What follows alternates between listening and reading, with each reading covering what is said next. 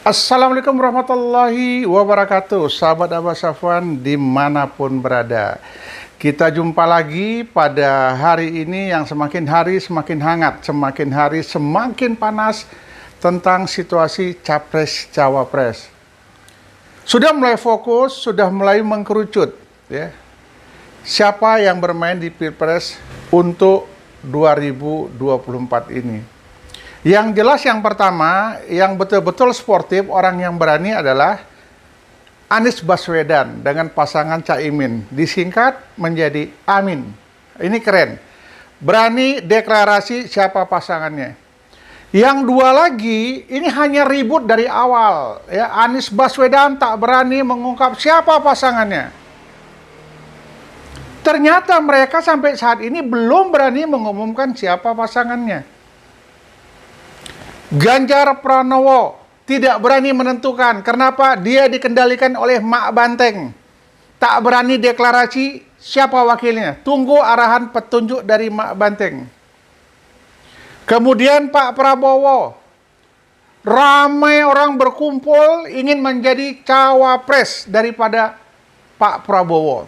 Bahkan orang-orang pintar, orang-orang bijak, ketua-ketua partai sudah berkumpul di Prabowo. Tapi sayang, tak satu pun dipilih oleh Prabowo. Karena Pak Prabowo menyatakan bahwasanya dari partai-partai yang mereka usung, orang-orang yang ada di lingkaran partai mereka belum bisa menentukan nasib akan menjadi calon presiden.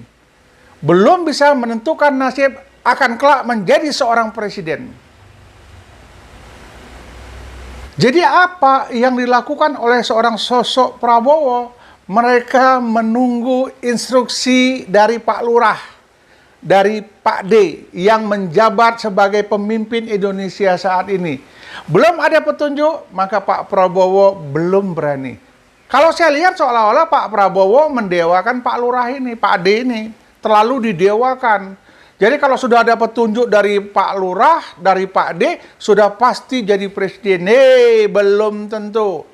Rakyat sudah mengerti, rakyat sudah pintar, rakyat sudah kompak, rakyat sudah tahu yang mana yang terbaik, yang cocok diangkat memimpin negara Republik Indonesia ini. Jadi kasihan ya ketua-ketua partai yang coba menawarkan diri, menjual diri ke Pak Prabowo, satu pun tak terpilih. Malah Pak D sudah menyiapkan putra mahkotanya lah yang akan berpasangan dengan Prabowo. Ini nggak bisa dipungkirin lagi. Baju kaos sudah dicetak, spanduk sudah menebar di mana-mana. Makanya saya katakan, andai kata Gibran muncul, ini by design, ini yang sudah direncanakan. Maka muncul istilahnya MK, Mahkamah Keluarga, yang akan menentukan putra mahkota lah yang bisa menjadi wakil Prabowo di style, diatur sedemikian rupa, sehingga usia daripada Capres, Cawapres diturunkan dari 40 ke 35 tahun. Supaya apa? Putra mahkota bisa masuk, putra mahkota bisa ikut menjadi Cawapresnya Pak Prabowo. Wah, partai-partai besar yang hebat yang sudah berkumpul, akhirnya kena kibuli. Tadinya disanjung, disambut, diagung-agungkan, begitu rencana by design tadi muncul, maka partai-partai, ketua-ketua partai yang coba mengajukan diri menjadi wakil presiden, gugur dengan sendirinya. Inilah politik. Tidak ada kesetiaan, yang ada kepentingan. Kurang hebat apalagi AHY, Ridwan Kamil, kemudian ada Erlangga Hartarto, dan ada yang lain-lain lagi. Yang cocok, yang pantas, yang umurnya sudah matang, pengalaman politiknya sudah baik, pengalaman lapangannya sudah baik, tidak dipilih. Yang dipilih adalah putra mahkota. Ini kasihan sekali negara Republik Indonesia dengan aturan main politiknya, memaksakan anak penguasa untuk menjadi calon wakil presiden. Tapi ingat, rakyatlah yang menentukan. Yang menentukan siapa presiden bukan partai, yang menentukan siapa presiden nantinya yang terpilih adalah rakyat Republik Indonesia. Rakyat sudah cerdas, rakyat sudah pintar. Ya. Rakyat nanti akan menentukan. Rakyat nanti akan menjaga semua kotak-kotak suara yang dulu pakai gembok, sekarang pakai kunci tik gitu. Yang plastik mentarik cret gitu. Supaya mudah dipotong, mudah diganti. Apakah isinya juga diganti? Allahu alam, saya pun tak tahu. Inilah permainan politik saat ini ya, kejam, licik, dan lain sebagainya.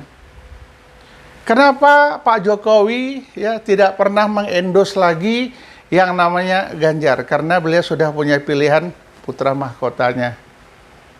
Kemudian Ganjar, ya Pak Ganjar hati-hati. Pak Ganjar tuh selama ini yang saya ikuti suaranya makin ciut. Suara Pak Ganjar tuh semakin kempes. Insting saya mengatakan last minute Pak Ganjar diganti oleh putri mahkota. Karena Mak Banteng sudah marah. Dikibulin terus sama Pak D, Pak Lurah.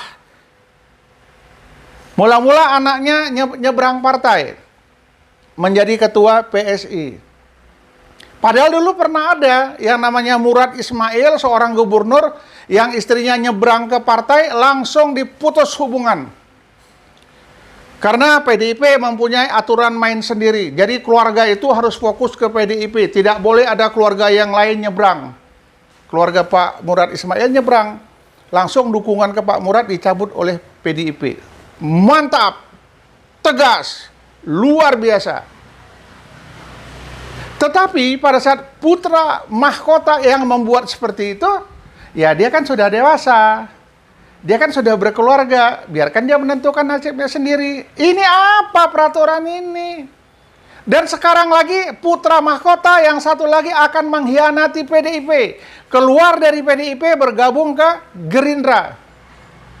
Ini politik. Kejam, sadis.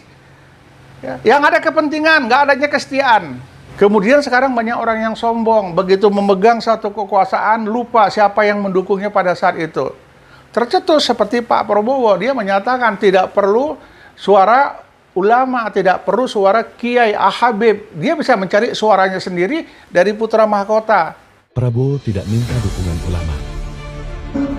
Saya mengatakan saya tidak minta dukungan dari para kiai, para ulama, para santri dan sebagainya. Saya tidak minta dukungan. Tolong dicatat dan direkam. Saya mengatakan saya tidak minta dukungan. Saya tidak minta dukungan. Saya tidak minta dukungan dari para kiai, para ulama, para santri dan sebagainya. Saya tidak minta dukungan. Tolong dicatat dan direkam.